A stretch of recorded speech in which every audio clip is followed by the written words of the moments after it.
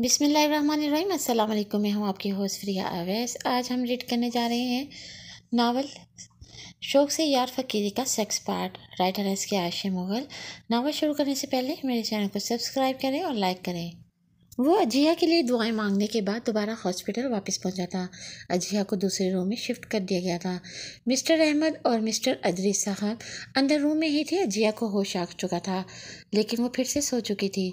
यूसुफ ने कमरे में दाखिल होते ही सबसे पहले अजिया को देखा था और उसे इस हालत में देखकर उसकी परेशानी और पेशमानी मज़ीद बढ़ चुकी थी। वो भारी कदम उठाता अदरीस साहब के पास आ खड़ा हुआ। बाबा, चचा जान, आप लोग घर चले जाए, मैं यहाँ हूँ अजिया के पास। उसकी आवाज़ काफ़ी धीमी थी। उसके लहजे से ऐसा महसूस होता था जैसे वह बोलना ना चाहता हो। नहीं बेटा, हम कैसे जा सकते हैं तुम्हें छोड़कर। अहमद साहिब ने उसकी बात की तरदीद की थी। नहीं पापा, आप लोग काफ़ी थक गए होंगे और रात भी होने वाली है। आप जाएं, आराम करें प्लीज़। यूसुफ ने दरख्वास्त की थी। शफक भी पास ही खड़ी थी। भाई, मैं नहीं जाऊंगी, शफक ने फौरी तौर पर कहा। अरे नहीं शफक, तुम भी पापा के साथ जाओ, आराम करो, तुम्हारी तबीयत भी ठीक नहीं है। यूसुफ ने फौरी उसकी बात की नफ़ी की थी और फिर बहुत इसरार करके उन्हें घर भेजा था। उनके कमरे से जाते ही यूसुफ अजिया के बेड के पास रखी चेयर पर आ बैठा। प्राइवेट रूम होने की वजह से यहाँ ज़्यादा किसी का आना जाना नहीं था। वैसे भी रात काफ़ी हो चुकी थी, तो स्टाफ भी आहिस्ता आहिस्ता अपने घरों को जा रहा था। अजिया अब सोई हुई थी जब उसने धीमे लहजे में उसे पुकारा। अजिया।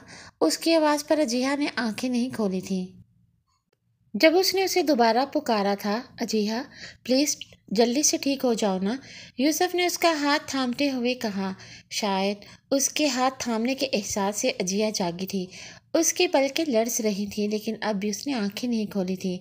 शायद ये नाराज़गी का इजहार था। मैं जानता हूँ तुम जाग रही हो, एक दफ़ा आंखें खोलो, देखो मुझे, यूसुफ ने मुल्तजी लहजे में कहा। जानती हो अजिया, जब मैंने तुम्हारे एक्सीडेंट का सुना मेरी जान ही निकल गई थी। प्लीज़ मुझे माफ़ कर दो। मैं जानता हूँ कि मैंने तुम्हारे साथ बहुत गलत किया था और मुझे अपने रवैये पर बहुत अफसोस है। प्लीज़ आंखें खोलो एक दफ़ा। यूसुफ के लहजे में नमी थी, आंखें भी नम थी। जब जल्दी से उसने अपने आंसू पोंछे थे, तभी अजिया ने आहिस्ता आहिस्ता आंखें खोली थी। अजिया, शुक्र है कि तुम जाग गई, यूसुफ ने खुश होते हुए कहा। तभी अजिया की आंखों से आंसू निकले थे, जिन्हें यूसुफ ने फौरी साफ कर दिया। कितनी तकलीफ़ में थी वो, सिर्फ उसकी वजह से। अजिया, रो मत प्लीज़, यूसुफ ने बेबसी से कहा। कितनी तकलीफ़देह बात है ना अजिया, किसी अपने को तकलीफ़ में देखना, और उससे बड़ी अजियतनाक बात यह है कि आप उसके लिए कुछ भी ना कर पाओ। यूसुफ के लहजे में क्या कुछ नहीं था, अजियत, कर, तकलीफ़, पशेमानी, पछतावा, लेकिन शायद वक्त गुजर चुका था। अब इन सब बातों का कोई फ़ायदा नहीं था। अजिया, बस एक दफ़ा ठीक हो जाओ, फिर देखना मैं तुम्हें कांटा तक नहीं चुभने दूंगा, लेकिन एक दफ़ा पहले जैसी हो जाओ बस, यूसुफ ने पुख्ता लहजे में कहा। अजिया उसकी बातें सुन रही थी, लेकिन फिर वक्त वो कुछ ना कह सकती थी और ना ही अपनी बॉडी को मूव कर सकती थी। यूसुफ को उसकी ये हालत मज़ीद परेशान कर रही थी। अजिया यार, तुम बोलती हुई लड़ती हुई अच्छी लगती हो, प्लीज़ कुछ कहो ना, तुम्हारा ये खामोश रहना मुझे बहुत अजियत दे रहा है, यूसुफ ने नम आंखों से कहा। वो अजिया का हाथ थम कर बैठा था, जैसे वो ये हाथ कभी नहीं छोड़ना चाहता। क्या है ना, जब इंसान के पास कोई चीज़ या शख्स हो तब उसकी कदर नहीं करता, और जब वो चीज़ उससे दूर हो जाती है तो उसके लिए मर मर कर जीता है, हर हाल में उसे पाना चाहता है। यूसुफ भी अब किसी भी कीमत पर अजिया को ठीक सलामत देखना चाहता था, फिर चाहे उसे किसी भी हद तक जाना पड़े। बहुत अच्छा किया कासिम, तुम्हें तो ऐसा वार करना चाहिए था कि बचने का कोई चांस ही ना होता। अंजल फ़ोन पर किसी से बात कर रही थी जब शफक उसके कमरे में आई थी। अभी उसने दरवाज़ा बजाना ही चाहा था जब अंदर कमरे से आती अंजल की आवाज़ पर वो चौंकी थी और फिर उसकी बातें सुनने लगी। जैसे जैसे वो बात कर रही थी, शफक को एक के बाद एक झटका लग रहा था। जाने दूसरी जानिब से क्या कहा गया था। अंजल अब हंस रही थी। वैसे है बहुत डिड ये अजिया, इतनी बुरी हालत में भी बच गई। अच्छा होता कि मर ही जाती, तुम्हारा यूसुफ से बदला भी पूरा हो जाता, अंजल ने कमीनगी से कहा। शफक को तो अपने सर पर आसमान गिरता हुआ महसूस हुआ था। कोई इतना बेहिस कैसे हो सकता है। अच्छा देखो, मेरा प्लान, तुम अब एक काम करो, अजिया को वहाँ से गायब करवा दो जैसे तैसे, लेकिन हाँ ख्याल रखना किसी को बिल्कुल भनक ना पड़े। अंजल ने फ़ोन की दूसरी जानिब मौजूद काजिम को प्लान का अगला मरहला बताया था, जिसे सुनकर शफक के तो होश ही उड़ गए थे। اسے سمجھ نہیں آ رہا تھا کہ یہ سب باتیں کس کو بتائے اور کیا کرے۔ وہ اسی صدمے میں کھڑی تھی جب یکدم دروازہ کھلا تھا اور انزل ہاتھ باندھے ابرو چکائے اسے دیکھ رہی تھی۔ کیا کر رہی ہو یہاں؟ انزل نے غصے سے پوچھا۔ وہ مم شفا کو ایسا لگتا تھا جیسے زبان تالوں سے جا چپکی ہو۔ وہ چاہ کر بھی بول نہیں پا رہی تھی۔ مطلب سب سن چکی ہو تم؟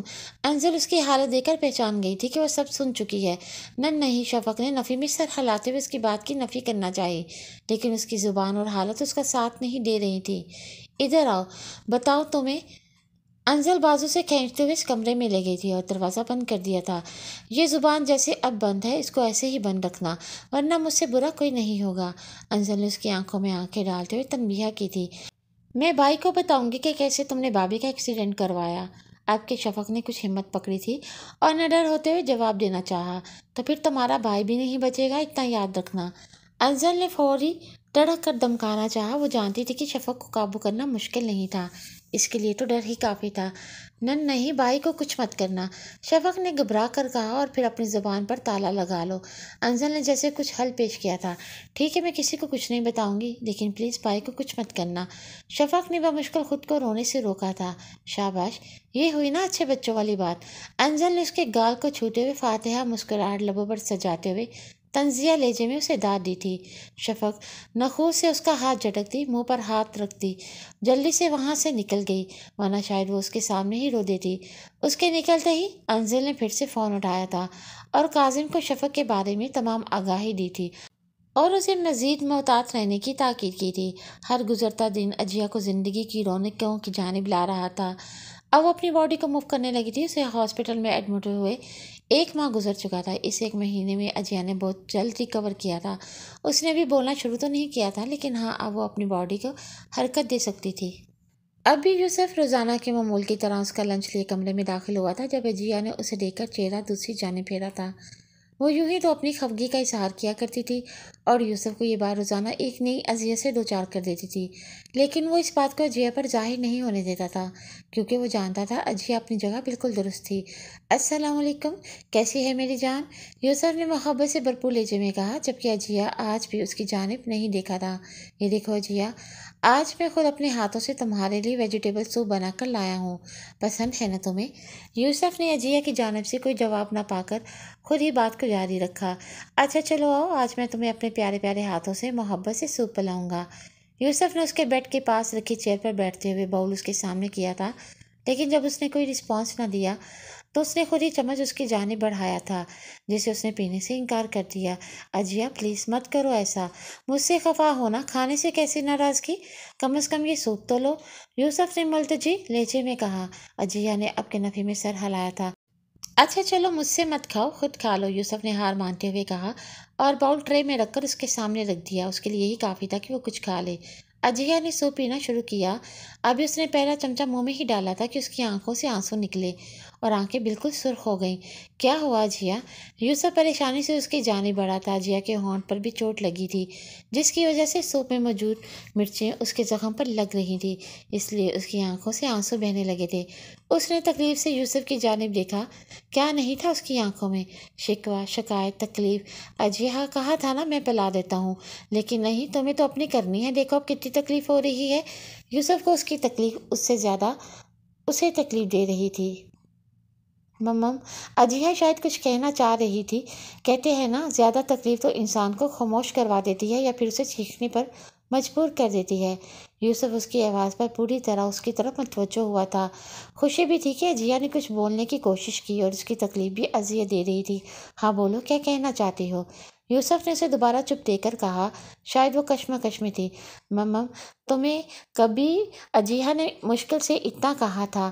اس کی زبان مسلسل لڑکھڑا رہی تھی۔ ہاں، کیا تم مجھے؟ یوسف نے سوالیہ نظروں سے اس کی جانب دیکھتے ہوئے کہا۔ اس نے اب بھی اس کا ہاتھ تھام رکھا تھا۔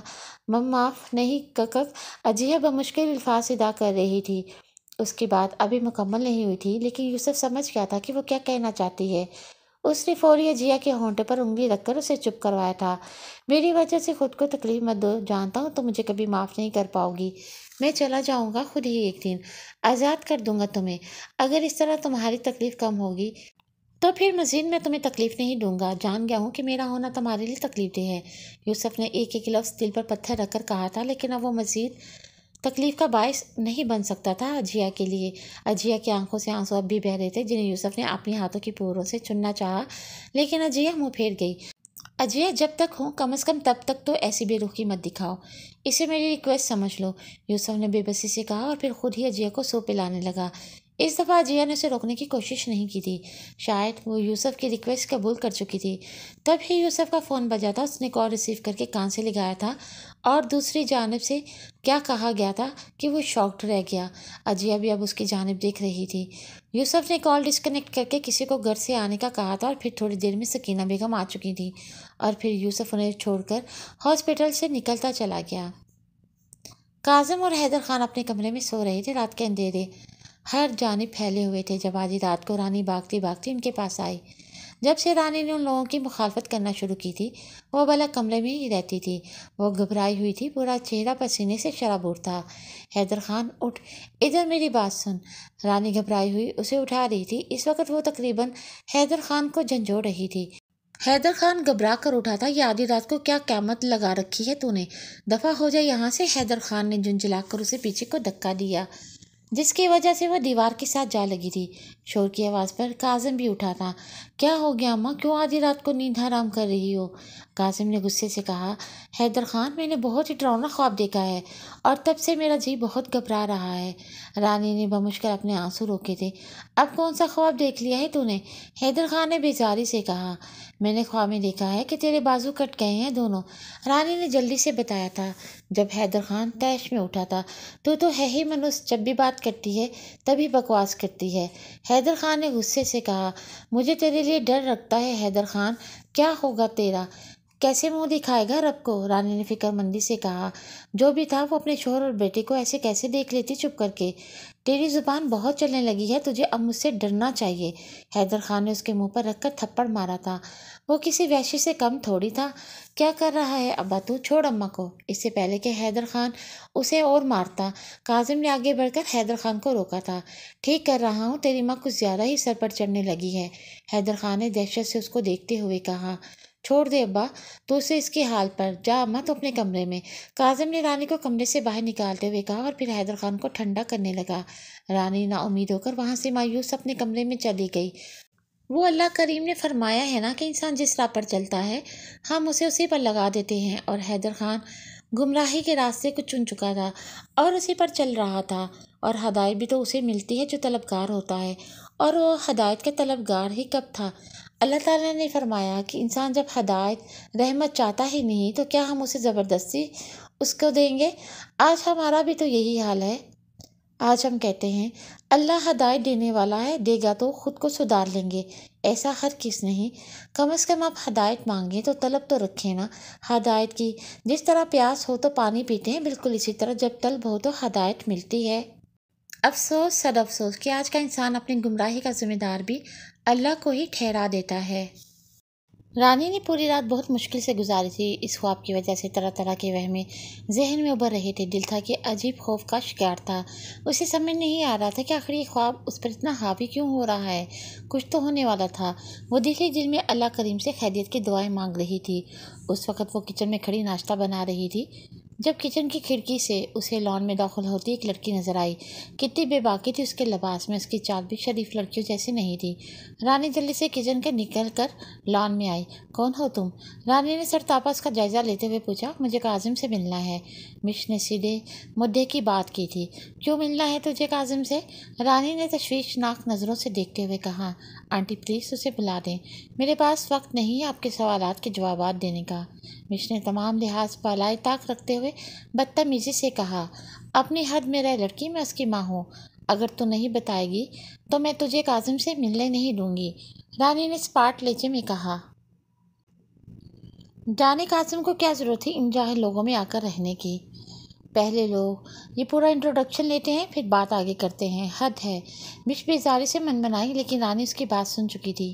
تم شہری لوگوں کو بڑی تمیز ہے لڑکی، اتنا تو تم لوگ جانتے نہیں کہ کون بڑا ہے اور کون چھوٹا ہے۔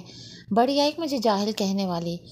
اور اس کی بات سے مش کے تن بدن میں آگ لگ گئی۔ آنٹی دیکھیں، ابھی مش نے اتنا ہی کہا تھا جب کاظم لان میں آیا تھا۔ ہیلو مش، کیسی ہو تم؟ کاظم نے پاس آتے ہوئے اسے ہاتھ ملایا تھا۔ میں تو ٹھیک ہوں، لیکن آنٹی کب سے سوال پر سوال کی جا رہی ہیں۔ کیا تم نے انہیں نہیں بتایا کہ میں کون ہوں؟ مش نے بیزاری سے رانی کی طرف دیکھتے ہوئے کہا۔ اچھا چھوڑو تم مام کو، ان کی تو عادت ہے، تم آؤ میرے ساتھ، ڈیڈ کب سے تمہارا انتظار کر رہے ہیں۔ کاظم رانی کو یکسر نظر انداز کرتے ہوئے مش کا ہاتھ پکڑ کر اسے اندر کی جانب لے گیا۔ رانی تو بس ساکت کھڑی دیکھ رہی تھی کہ آخر اس کا بیٹا کس روش پر چل پڑا ہے۔ ہیلو انکل، مش نے کاظم کے ساتھ کمرے میں داخل ہوتے ہی سامنے صوفے پر براجمان حیدر خان سے کہا۔ ہاں بیٹھو ادھر، حیدر نے پاس رکھے صوفے کی جانب اشارہ کرتے ہوئے اپنے مخصوص لہجے میں کہا۔ مش فوراً وہاں بیٹھ گئی۔ کیا خبر لائی ہو؟ حیدر خان نے اپنی باروب آواز میں پوچھا۔ انکل، یوسف راؤ کی بیوی اجیا ہاسپٹل میں ایڈمٹ تھی اور آج اسے ڈسچارج کر دیا جائے گا۔ ہمیں آج ہی کچھ کرنا ہوگا، مش نے تمام تفصیلات سے آگاہ کرتے ہوئے کہا۔ کیا پلان ہے تمہارے پاس؟ کاظم نے ابرو اچکاتے ہوئے پوچھا۔ فی الحال میں نے کچھ سوچا نہیں، لیکن ہاں ایک انسان ہے جو اس معاملے میں ہماری مدد کر سکتا ہے، مش نے فوری آگاہ کیا تھا۔ اور کون ہے وہ انسان؟ کاظم نے سوالیہ نظروں سے دیکھتے ہوئے پوچھا۔ غازی، مش نے مختصراً کہا۔ کہاں ہے وہ؟ حیدر خان کی جانب سے سوال کیا گیا تھا۔ انکل، اسے میں اپنے ساتھ لائی ہوں، باہر کھڑا ہے، اگر آپ چاہیں تو اسے بلا لوں، مش نے دھیمے لہجے میں پوچھا۔ جلدی بلاؤ اسے، حیدر خان نے حق مانا انداز سے کہا۔ اگلے ہی لمحے مش نے نمبر ڈائل کیا تھا اور غازی کو اندر آنے کے لیے کہا تھا۔ کچھ منٹس میں ہی غازی وہاں موجود تھا۔ کون ہو تم اور کہاں سے آئے ہو؟ حیدر خان نے اپنے مخصوص انداز میں پوچھا۔ میرا نام غازی ہے اور میں ایک چھوٹے سے گاؤں سے آیا ہوں، غازی نے اپنا تعارف کروایا تھا۔ ہماری مدد کیوں کرنا چاہتے ہو؟ حیدر خان کا انداز ایسا تھا کہ سامنے والا اس کے خوف سے ہی سہم جاتا تھا۔ مجھے صرف پیسے چاہیے، اس بات سے مجھے کوئی لینا دینا نہیں کہ وہ حرام کے ہوں یا حلال کے، غازی نے فوراً اپنا مدعا بیان کیا تھا۔ کتنا پیسہ چاہیے تجھے؟ حیدر خان نے اسے آزمانا چاہا۔ مجھے اتنا پیسہ چاہیے کہ میں تا حیات ان پیسوں پر عیش کرتا رہوں، غازی نے پرعزم لہجے میں جواب دیا۔ کیا کر سکتے ہو پیسوں کے لیے؟ کس حد تک جا سکتے ہو؟ حیدر خان کے سوال پر غازی چوکنا ہوا تھا۔ قتل کر سکتا ہے، حیدر خان نے اسے خاموش دیکھ کر خود ہی سوال کیا۔ غازی نے بہت سوچنے کے بعد اس بات میں سر ہلایا تھا۔ ٹھیک ہے، تجھے قتل نہیں کرنا، بس ایک لڑکی کو اغوا کرنا ہے ہاسپٹل سے، کاظم تجھے ایڈریس بتا دے گا، جب کام ہو جائے تو بتا دینا، تیرا پیسہ تجھے مل جائے گا۔ حیدر خان نے بغیر بات لمبی کیے کام کی بات کی تھی اور اپنی جگہ سے اٹھ کھڑا ہوا۔ لمبے لمبے ڈگ بھرتا وہ غازی کے پاس آ کر رکا، اور ہاں، حیدر خان نے بالکل غازی کے چہرے کے سامنے اپنا چہرہ لاتے ہوئے شہادت کی انگلی سے اسے وارن کیا۔ کسی کو کانوں کان خبر نہیں ہونی چاہیے کہ یہ کام ہم نے تجھ سے کروایا ہے، اور اگر ایسا ہوا تو سمجھ لینا وہ دن تیری زندگی کا آخری دن ہوگا۔ حیدر خان اسے وارن کرتا وہاں سے نکلتا چلا گیا۔ چلیں مش، اب اسے چلنے کا اشارہ کیا تھا اور کاظم کو پوری ڈیٹیل سینڈ کرنے کا کہہ کر وہ دونوں وہاں سے نکلتے چلے گئے۔ یوسف راؤ جلدی جلدی ہاسپٹل سے نکلا تھا۔ وہ کسی بھی صورت بس چل مطلوبہ ریسٹورنٹ پہنچنا چاہتا تھا۔ اسے شفق نے کال کی تھی اور وہ بہت رو رہی تھی۔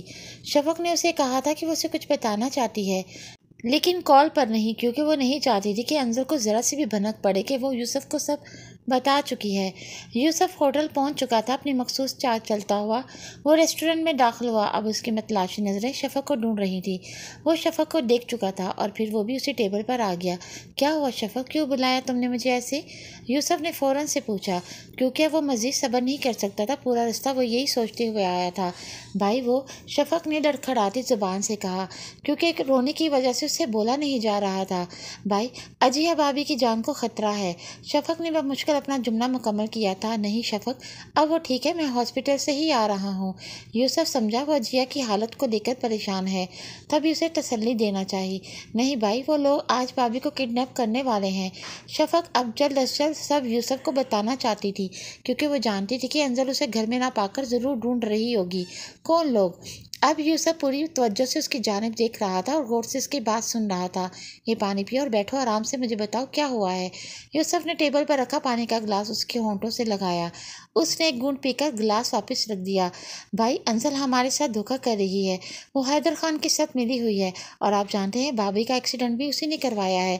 اس دن جب ہم گھر سے نکلے، بھابھی بالکل اچھے سے ڈرائیو کر رہی تھی اور سامنے سے آتی گاڑی جان بوجھ کر ہماری گاڑی سے ٹکرائی تھی۔ शफक ने उसे तमाम बातों से आगाह किया था। वो बस फर फर बोल रही थी कि कहीं कोई बात रह ना जाए। लेकिन तुम ये सब कैसे जानती हो शफक? और क्या तुम्हें पूरा यकीन है कि अंजल धोखेबाज है? यूसुफ ने जांचती नज़रों से देखते हुए पूछा। हाँ भाई, मुझे पूरा यकीन है, क्योंकि वो फ़ोन पर काजिम से बात कर रही थी जब मैंने ये सब सुन लिया। उसने मुझे देख लिया और खूब डराया, और उसने मुझे धमकी भी दी कि अगर मैंने आपको कुछ भी बताया तो वो आपको भी मार देगी। शफक की आंखों से आंसू बह रहे थे। भाई 6 बज रहे हैं, अब जल्द से जल्द हॉस्पिटल पहुँचे। ये ना हो कि आपकी गैर मौजूदगी में कुछ हो जाए। शफक ने कलाई पर बंदी घड़ी की तरफ देखते हुए कहा। शफक तुम घर जाओ। यूसुफ ने तनबीह की। नहीं भाई, मैं आपके साथ ही जाऊंगी। आपको क्या लगता है मुझे घर पर ना पाकर अंजल ने मुझे ढूंढा नहीं होगा? शफक ने फौरी अपने खौफ से आगाह किया था। हाँ चलो तुम मेरे साथ। यूसुफ उसे अपने साथ लेकर गाड़ी में आ बैठा और वो दोनों जल्द से जल्द हॉस्पिटल पहुंचने के लिए बेचैन थे। वो दोनों हॉस्पिटल पहुंच चुके थे। यूसुफ कई खौफ दिल में लिए अजिया के रूम में दाखिल हुआ और अजिया को देखकर उसने अल्लाह का शुक्र अदा किया था। यूसुफ और शफक को यूं हाँफते हुए कमरे में दाखिल होते देखकर अजिया ने ताज्जुब से उन दोनों को देखा था। भाभी ठीक है ना आप? शफक ने फिक्रमंदी से सवाल किया। उसकी आंखें रोने की वजह से सूजी हुई थी। अजिया ने अस्पात में सर हिलाया था। अल्हम्दुलिल्लाह, शफक ने अल्लाह ताला का शुक्र अदा किया था। क्या हुआ बेटा, तुम दोनों कुछ ठीक नहीं लग रहे, कहाँ से आ रहे हो? सकीना बेगम ने उन दोनों को देखकर कहा। कुछ नहीं मामा, हम ठीक हैं। यूसुफ ने खुद को संभालते हुए नॉर्मल अंदाज में कहा। यूसुफ बेटा, तुम हॉस्पिटल्स की तमाम रिक्वायरमेंट्स पूरी करवा दो। अजिया को डॉक्टर ने डिस्चार्ज कर दिया है, फिर हम निकलते हैं घर के लिए, सकीना बेगम ने नरम लहजे में कहा। जी मामा। यूसुफ इतना कहकर रूम से बाहर चला गया ताकि तमाम रिक्वायरमेंट्स पूरी कर सके। कुछ ही देर में यूसुफ व्हील चेयर लिए वापस आ चुका था और फिर उसी ने अजिया को सहारा देकर उसे चेयर पर बिठा दिया और फिर वो लोग हॉस्पिटल से निकल गए। यूसुफ और सकीना बेगम ने अजिया को सहारा देकर गाड़ी में बिठाया था और अब गाड़ी अपनी मंजिल की जानिब रवां दवां थी। खिड़की से नजर आते तमाम मनाजिर आते और गुजरते जाते। अजिया जाने किन दिनों में ये सब देख रही थी। उसे ऐसा महसूस होता था जैसे वो अभी ही इस दुनिया में आई हो। सब कितना नया नया लग रहा था। अब गाड़ी जिस सड़क पर थी वो बिल्कुल सुनसान थी। यहाँ कम ही गाड़ियाँ होती थीं। चूँकि गांव तक पहुँचने के लिए शॉर्टकट रास्ता था, यूसुफ एहतियातन इस रास्ते से आया था, लेकिन इस दफ़ा उसका दुश्मन ज़्यादा शातिर निकला था। अचानक किसी ने फायर किया था जो कि सीधा गाड़ी के टायर पर लगा था और फिर अगले ही लम्हे गाड़ी यूसुफ के कंट्रोल से बाहर होकर सड़क किनारे एक पत्थर से जा टकराई थी। बगैर लम्हा ज़ाया किए दुश्मन की जानिब से एक और वार किया गया था जिसके निशाने पर यूसुफ था, लेकिन यूसुफ यकदम पीछे हुआ और गोली सीधी जाकर यूसुफ के बराबर वाली सीट पर बैठी शफक के सीने में जा लगी। शफक दर्द से चलाई थी। भाई, वो कराहते हुए भी यूसुफ को पुकार रही थी। यूसुफ ने फौरी अपना रिवॉल्वर निकाल कर गोली चलाई थी, लेकिन दुश्मन इस दफ़ा पूरी तैयारी के साथ आया था। यूसुफ भी पूरी महारत से दुश्मन पर गोलियां चला रहा था, लेकिन उसे सब संभल कर करना था। वो अकेला नहीं था, उसके साथ उसकी फैमिली थी। अजिया गाड़ी में बैठी रो रही थी और यूसुफ को परेशानी से देख रही थी। उसे समझ नहीं आ रहा था कि वो यूसुफ को कैसे बचाए। वो बार बार बाहर की जानिब लपक रही थी, लेकिन सकीना बेगम ने उसे मजबूती से पकड़ रखा था। तभी कहीं पुलिस मोबाइल का सायरन बजा। उसकी आवाज़ सुनते ही गाजी अपने बंदों को लिए वहाँ से निकला। इससे पहले कि पुलिस वाले उन्हें पकड़ते, वो लोग वहाँ से फरार हो चुके थे। उनके कुछ बंदे तो यूसुफ ने भी मारे थे, लेकिन चूंकि वो अकेला था और ज़्यादा लोग थे, इसलिए यूसुफ थोड़ा उनके मुकाबले में कमज़ोर मालूम हो रहा था। यूसुफ सब छोड़कर गाड़ी में आया था और अब सब ही शफक की जानिब मतवज्जो थे। यूसुफ ने उसका सर अपनी गोद में रखा था और मुसलसल उसके गाल थपथपा रहा था। शफक ने यूसुफ की पुकार पर धीरे धीरे आंखें खोली थी, लेकिन उसकी सांसें उखड़ रही थीं। यूसुफ, फौरी हॉस्पिटल ले चलो शफक को प्लीज़, उसकी हालत ठीक नहीं है, सकीना बेगम ने रोते हुए कहा। एक ही तो बेटी थी उनकी। अजिया तो हिचकियों से रो रही थी। यूसुफ के तो मानो औसान खता हो चुके थे। उसका दिमाग बंद हो रहा था। सकीना बेगम के कहने पर उसने फौरी एम्बुलेंस मंगवाई थी और फिर कुछ ही देर में वो हॉस्पिटल पहुँच चुके थे। शफक को फौरी एमरजेंसी में ICU में ले जाया गया था। यूसुफ ने डॉक्टर्स को तमाम तफसीलात से आगाह करते हुए उन्हें फौरी ऑपरेशन का कहा था। शफक को ऑपरेशन थिएटर में ले जाया गया। शफक की हालत किसी तौर भी संभल नहीं रही थी। ऑपरेशन हो चुका था, लेकिन शफक अब तक होश में नहीं आई थी। उसका नालियों में जकड़ा वजूद ICU में पड़ा था और ये बात अजिया और यूसुफ को शदीद अजियत दे रही थी। सकीना बेगम का तो रो रो कर बुरा हाल था। तमाम घर वाले आ चुके थे। सब शफक के होश में आने का इंतजार कर रहे थे। इस सब में यूसुफ ये बात भूल चुका था कि उनकी सबसे बड़ी दुश्मन अंजल भी उस वक्त वहाँ मौजूद थी। रात के अंधेरे हर जानिब फैल रहे थे, लेकिन अब तक शफक को होश नहीं आया था। शफ़क़ को सांस तक ठीक से नहीं आ रहा था, उसे मसनूई सांस ली जा रही थी। यूसुफ ने अब घर वालों को ज़बरदस्ती घर भेजा था, लेकिन अजिया किसी भी तरह घर जाने को तैयार नहीं थी। वो शफ़क़ के पास रहना चाहती थी। उसको मस्जिद देखकर यूसुफ ने उसे वहीं रुकने दिया। चूँकि वो अभी खुद ठीक नहीं थी, तो यूसुफ ने एक प्राइवेट रूम अजिया के लिए ले लिया। अजिया और यूसुफ रूम में ही थे जब नर्स भागी भागी उनके पास आई। अजिया कौन है? नर्स ने सवाल किया था। जी मैं। अजिया ने अपनी जानिब इशारा किया। मिस शफ़क़ होश में आ चुकी हैं, वो बार बार आपका नाम ले रही हैं, वो आपसे मिलना चाहती हैं। नर्स ने फौरी कहते हुए अजिया को साथ लिया था और शफ़क़ के पास ले गई। अजिया को लेकर शफ़क़ की आंखों में जैसे कोई चमक उभरी थी। उसने नालियों में जकड़े हाथ से अजिया को पास आने का इशारा किया था। अजिया जल्दी से उसके पास आ खड़ी हुई थी। शफ़क़ ने वेंटिलेटर से अपने चेहरे को आज़ाद किया था और कुछ कहना चाहा। नहीं, कुछ मत कहो शफ़क़, ठीक हो जाओ, फिर जो कहना होगा कह लेना, अजिया ने उसके हाथ पर अपने हाथ रखते हुए कहा। अजिया की आंखों से आंसू निकलकर शफ़क़ की हाथ की पुष्प पर गिरा था। भाभी, भाई को माफ़ कर देना। शफ़क़ ने बहुत मुश्किल से अपनी बात मुकम्मल की थी। हाँ शफ़क़, मैं तुम्हारी हर बात मानूंगी, लेकिन प्लीज़ अभी तुम ठीक हो जाओ जल्दी से, तुम्हारा सांस। अजिया ने रोते हुए इतना ही कहा। शफ़क़ की सांसें उखड़ते देखकर अजिया ने नर्स को बुलाया था। अजिया का दिल गम से फट रहा था। कितना अज़ियतनाक होता है इन लोगों को तकलीफ़ में देखना जिनसे दिल का रिश्ता हो। ये बात अजिया को अब समझ में आ रही थी। देखिए, आप अभी बाहर जाइए, पेशेंट की हालत बहुत ख़राब है। नर्स ने फौरी अजिया को रूम से जाने का कहा और फौरी शफ़क़ के मुंह को दोबारा वेंटिलेटर में मुकीद कर दिया गया। अजिया कमरे से बाहर आकर यूसुफ के गले लगकर फुट फुट कर रो दी। यूसुफ खुद रो रहा था, वो मर्द होकर रो रहा था। ये इस बात का सबूत था कि ज़ख्म बहुत गहरा था, बेबसी की आखिरी हद थी। इंशाल्लाह बहुत जल्दी ये नावल अपने इख्तिताम की तरफ जा रहा है। 2 या 3 एपिसोड्स इसकी रह गई हैं। इंशाल्लाह कल इसका नेक्स्ट पार्ट अपलोड कर दिया जाएगा।